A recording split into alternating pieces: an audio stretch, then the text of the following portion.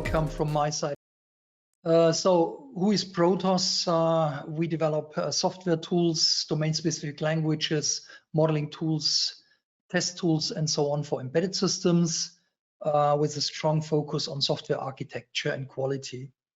Who am I? I'm Thomas Schütz. I'm an aerospace engineer with a lot of experience in the field of embedded software architecture, tools, and so on.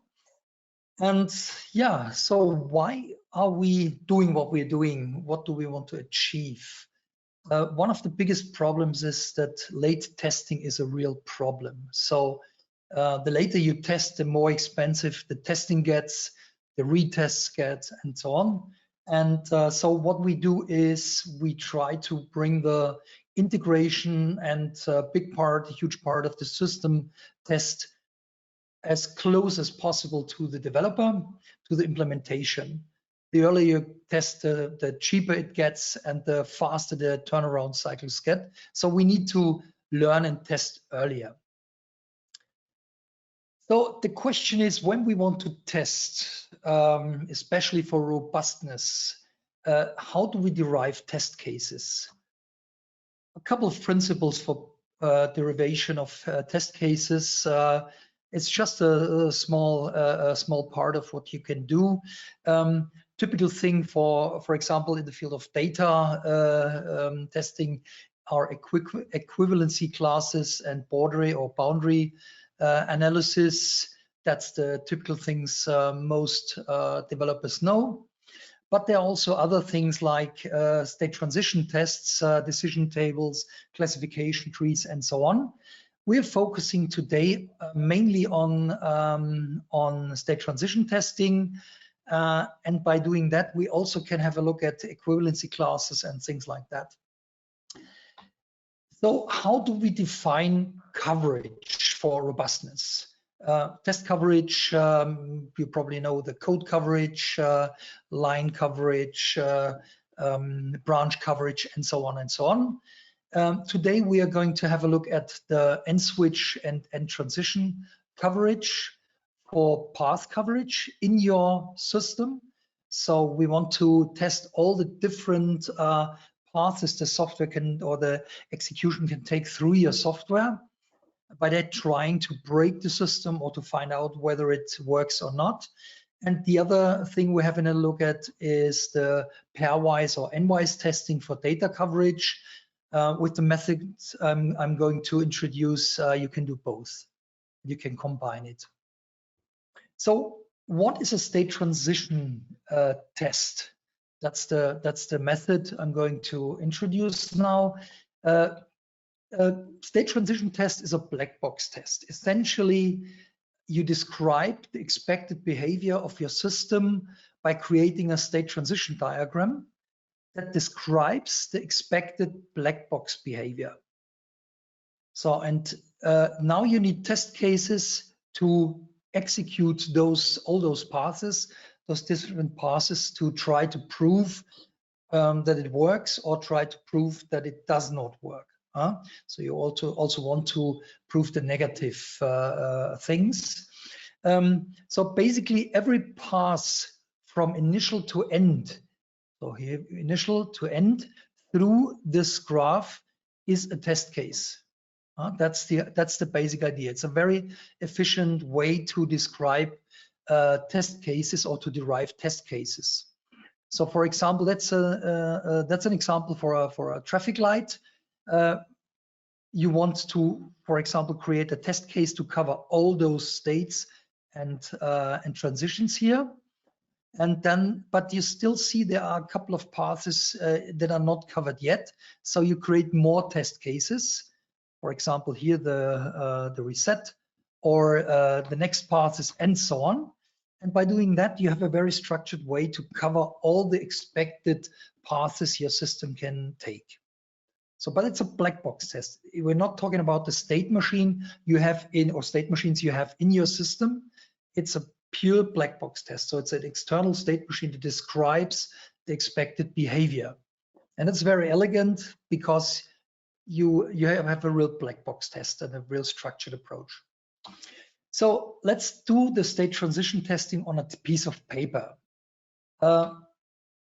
You model, for example, you want to model a test or test cases for a motor control system. So you have the states motor off, motor on. You can change the speed, you can brake, you can stop, you can change mode, and so on. And now, from step to step, or from state to state, you think, what can I do now? For example, you turn the motor on, and now I could change the speed and stop. I could brake. And after that, I could change the mode into mode 1 and 2. It's just an example. That's up to you what combinations you want to create and take. So now, if I want to cover this, all the test cases needed here, to cover all the paths, we have two different paths here. For example, we have the path 1, test case 1, that takes the left road here. And then we need a second path and second test case to cover the second path here. Now I have covered all the transitions and all the states. So I'm state transition complete in a sense that I have covered all the states and all the transitions. But if I want to cover, for example, change speed with mode 2, I need a couple of more tests. For example, in this case, I need the green path here and the red path to cover those combinations. And if I go back, for example, make a reset or make a loop, I need even more paths, more test cases to cover all the paths. You can do this manually. That's a really structured approach, but for higher coverage, you usually need tooling. I'm going to show you what this looks like in a tool. So similar example here with a motor control system. That's state transition test model. That's what you model. And now from that, the code generator, for example, derives lots of test cases.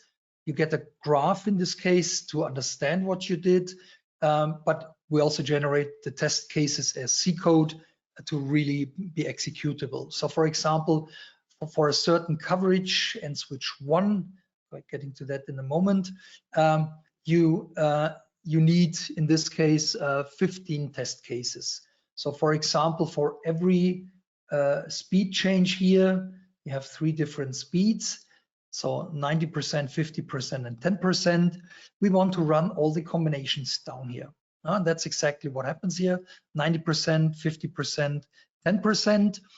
And here I want to cover, when I go back, I want to cover again all the combinations of all the speed changes with certain other things. That's why we have those metrics here.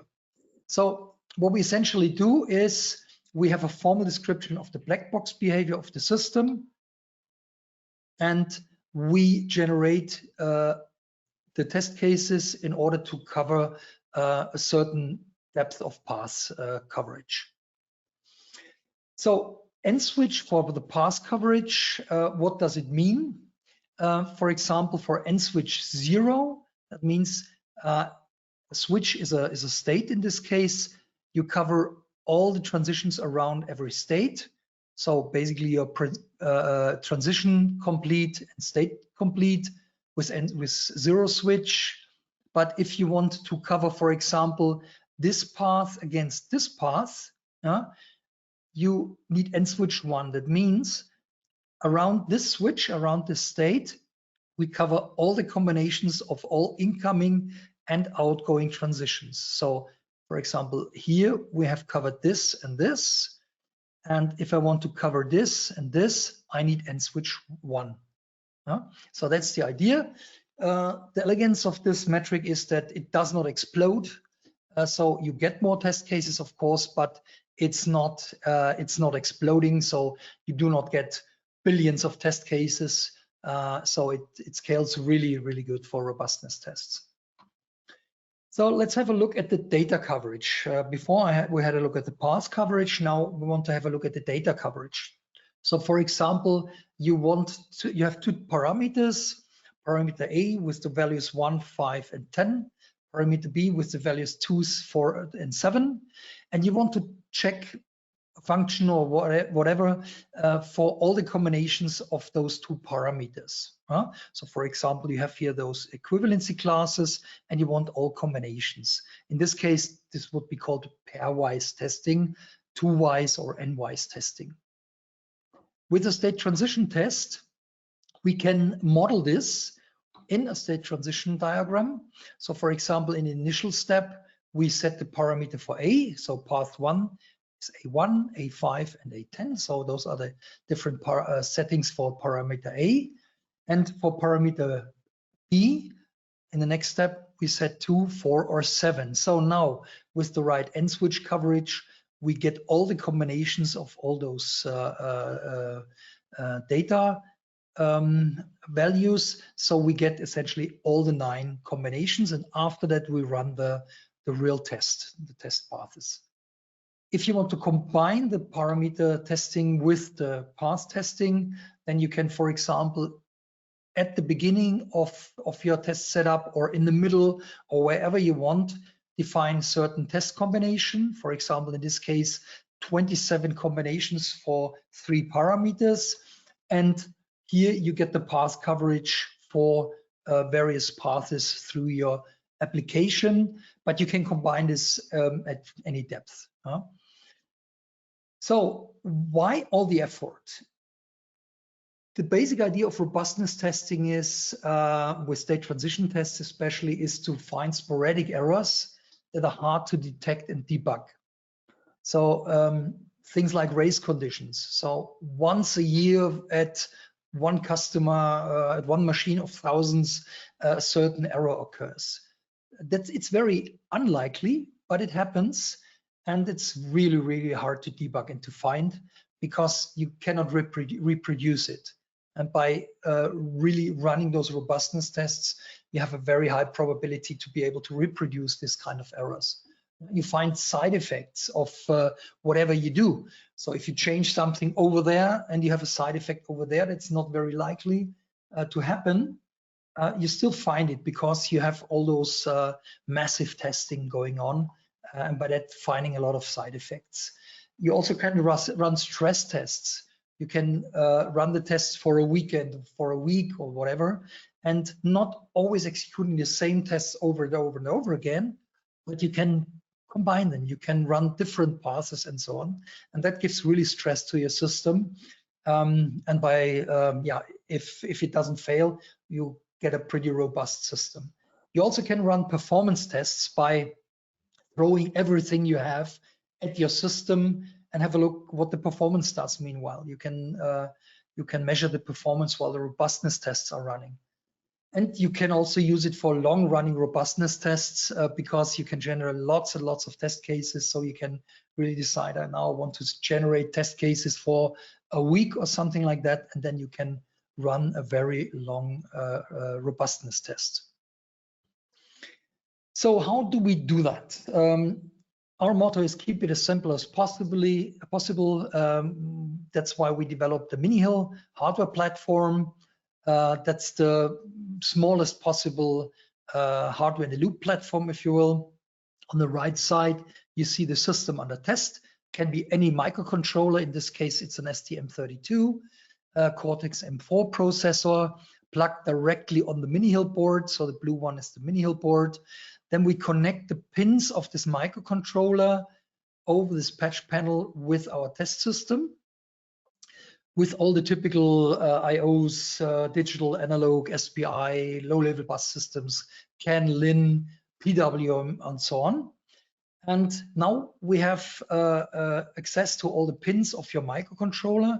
And on the right side, you have your microcontroller with your code, complete code, without any changes, the application as it is. And you let it run there.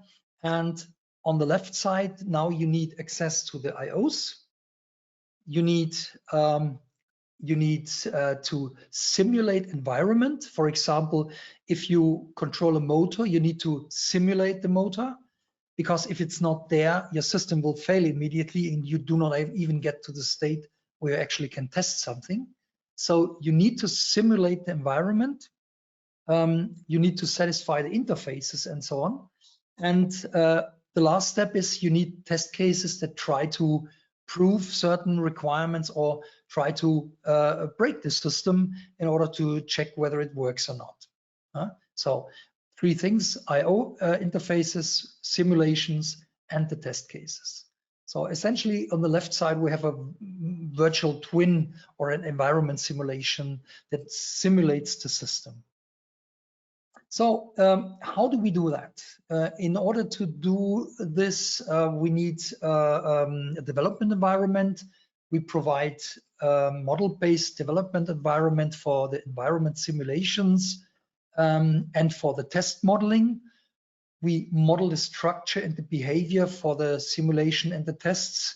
Then we generate from the model direct C code. We compile, we flash the C code to the Mini-Hill hardware platform. In this case, you see on the right side, we have an Oryx processor, an automotive system, for example. And we let the compiled code directly run on this microcontroller. Why do we do that? Because we need hard real time. For example, if you want to simulate the motor control environment or motor to test a motor controller, you need 20-30 kilohertz. You need to run the simulation really fast, and we even have simulations that run much faster. So in order to test this kind of system, you need hard real time. That's why we do not run it directly from a PC. We run it directly on a microcontroller. So while the test is running, we produce a lot of logs.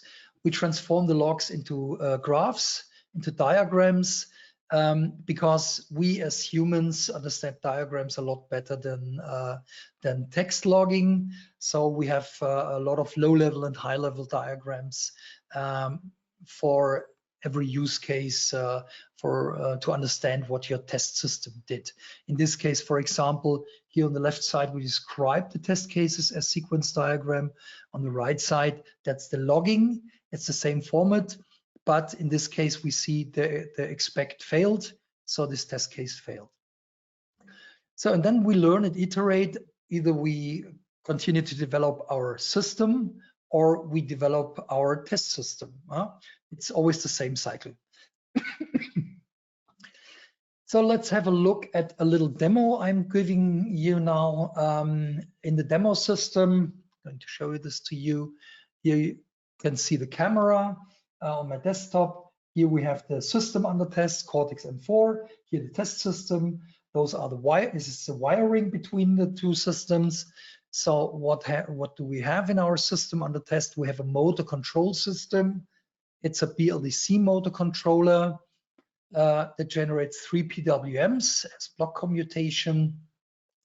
On the test system side, we measure the PWMs. We run the motor simulation. So it's a real closed loop motor simulator. And then we generate 3 Hall signals as digital outputs. So the motor controller really controls the simulated system. It cannot distinguish between the simulated system and the real system.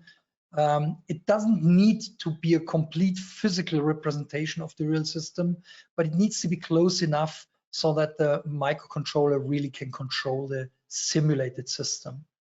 Then we also have an analog temperature sensor. So in order to stimulate that, we have an analog output in the test system. And then we have a UART to control the speed, to get error messages, and so on. So what does it look like on an electrical level? That's a log with a logic analyzer of a test run. For example, here you can see the PWMs that are generated to control the motor. Then the test system generates these 3 digital outputs as Hall signals, a simulation. The UART controls the speed in this case, for example. And if we go a little bit further away, we can see what a typical test case looks like. Here you have the simulated temperature as an analog value. And here we put the speed of the simulation model as an analog output to get a correlation between what the simulator assumes and what we can see in the signals here. So for example, we can change the speed. So the UART changes the speed. Then the system under test changes the PWM. We can see this here. It gets slower. The closed loop simulation follows by creating less and less Hall signal or a lower frequency with the Hall signals. So it's a real simulation. And here we can see the speed of the simulator. So we can at any time see what the simulator does, and by that really evaluating what my motor controller does. That's important because we need to measure somehow the success of what I do. Then in this case, we stop the motor at a temperature error. You see the temperature goes down here, and the motor, the PWM goes off immediately, stops, and we measure for a certain time whether the PWM stays off. And then we recover, and then we make, for example, a limp home functionality, a warning temperature, and look at the speed going down, not to 0, but to a limp home functionality. And in the end, we want to see the recovery behavior. So those are typical 4 test cases in a motor control system. So now let's have a look at the development environment and how we do state transition tests here. So first of all, we need we're talking now, just to mention that, about this side. So here we need the environment simulation, the IOs, and the test cases. So let's have a look at that. I'm going inside here. Down here, I have the IOs. So the analog adapter, digital UART, the Hall generator, and the duty capture for the PWMs. Then on this level, we have the motor simulation and the temperature simulation. Temperature simulation just transforms degrees centigrade in an analog output. For example, this analog output 1, that's exactly this cable here, the green one. It's an analog output between 0 and 3.3 volt or 5 volt, depends on your system. And here the duty capture unit captures every duty cycle, measures the 3 PWMs, feeds them into the motor simulation. And in the motor simulation, I have a graphical model here that measures the PWM and simulates the motor. So now, last but not least, I need a test case that communicates either directly with the system under test or evaluate certain things by having a look at the environment simulation. And here we can have a look at the test cases. So the test cases start on a steps. So that's the lowest level functions we have. A step consists out of actions and reactions. So you can, for example, change a speed. For example, here I request a new speed as action, and as a reaction, I expect a reply from my system under test, or I measure the speed by asking the motor simulation to give me the actual speed, and here I evaluate the speed. So whether it's between two values. So those are the steps. If you keep them reusable, we can do much more with them. On a higher level, I can combine the steps to test sequences. Here you see the generated sequence out of this textual model here. One level up, I have the test suite, and here you see all the test cases and all the sequences for a certain functionality grouped in a test suite. So those are linear test cases, so step by step. But now we want to make those combinations. So let's have a look at the state transition tests. I can now take all the steps and all the sequences and combine them in state transition tests. So let's have a look at a simple example first, and then I give you the real thing. So here in this case, I have a state transition graph. I have a couple of steps I can take, and I combine it in a state transition graph In this case, I generate one test case. I can show you that. So for example, here, that's the generated documentation. That's one test case. That's the sequence for this test case. So now I want to make my system or my test a little bit more complicated. Let's say I want to go to state 2. I want to take another path 2. So now I have those 2 paths here. I do the same with this here. Here you can see the new diagram. Now I need more test cases to cover that. So let's have a look at that. I'm going to generate the documentation. And we have a look at the generated documentation. Of course, the C code also is generated to execute the to have executable tests. So here you can see those are the new test cases. So that's the graph, and from this graph we derive those 3 test cases for end switch 0, so state and transition complete. Now, if what I did not cover is path 2 here against path 2 here, so basically the combination path 2 is not covered yet. In order to do that, I want the combination around every state with end switch 1. So let's have a look at this. End switch 1. Generate the test cases and the documentation again. Let's have a look at it. Now I have 4 test cases. Here you see path 2. Path 2 is covered. So we covered all the combinations around every state. Now, the last step I'm going to take, if I go back from, let's say, state 3 up to state 1 again, state 1 and doing something. So that's, by the way, this path is always a step or a sequence because we need to evaluate what we're doing here. And now I'm going to generate this documentation again for this test case here. And now suddenly you see we need 7 test cases because we went back to the beginning.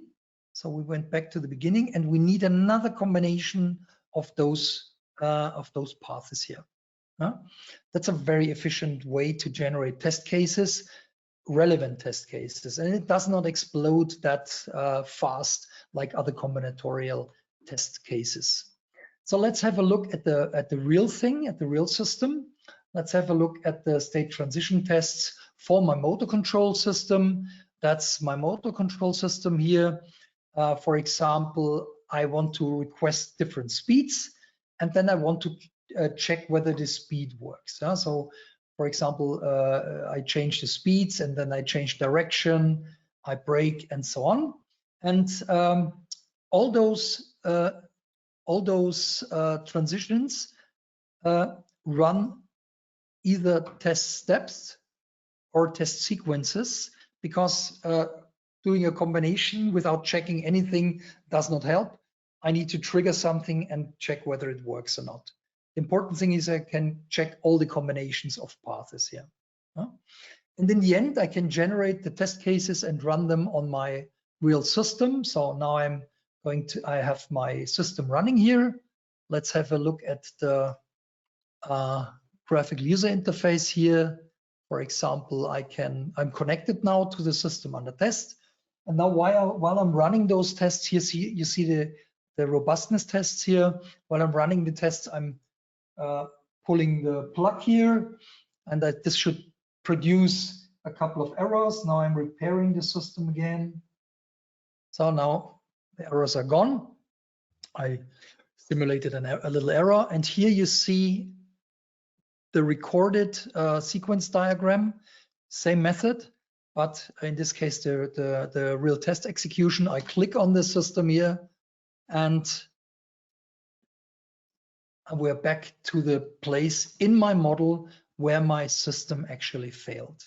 The good thing is now if I repair the system, I can run it all over again, either select the test cases that actually failed or run the complete test again.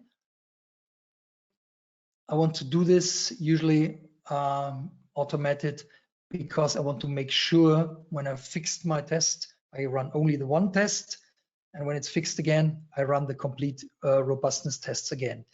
And if you have a continuous integration server, you can attach this to a continuous integration server. In this case, a Jenkins server.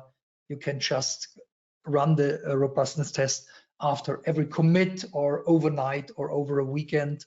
It's always important to get a very fast response.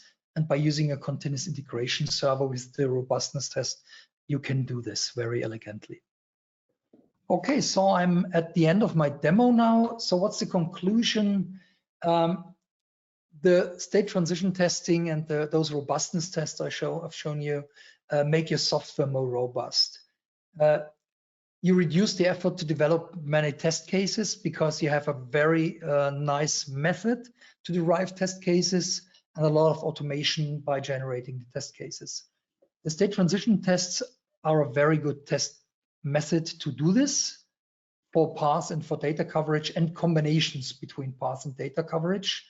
They can be used without tools, but for higher coverage, you will need tools and code generators to do that. But if you don't need higher coverage, you can still use it on a piece of paper. It's always a good method to do. So that's it so far. Thanks for your attention. If you have any further questions, don't hesitate to contact Michael Weiss of Hitex or myself at PROTOS.